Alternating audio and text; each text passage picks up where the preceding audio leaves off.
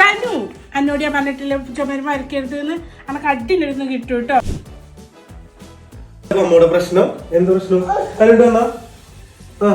എന്താണ് എന്താ പ്രശ്നം? എന്താ എന്നിട്ടൊക്കെ ഒരു ചുമര് മൊത്തം വരച്ചിട്ട് എന്നോട് ഞാൻ പറഞ്ഞിട്ടില്ലേ? ഇതാണിപ്പോ പ്രശ്നം. ഇതിന് സൊല്യൂഷൻ ഉണ്ട്.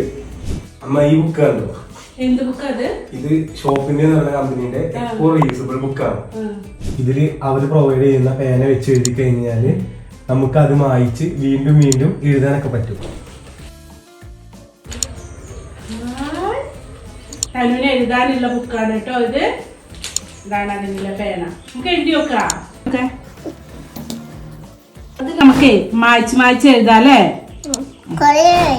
ആ നല്ല കിട്ടി.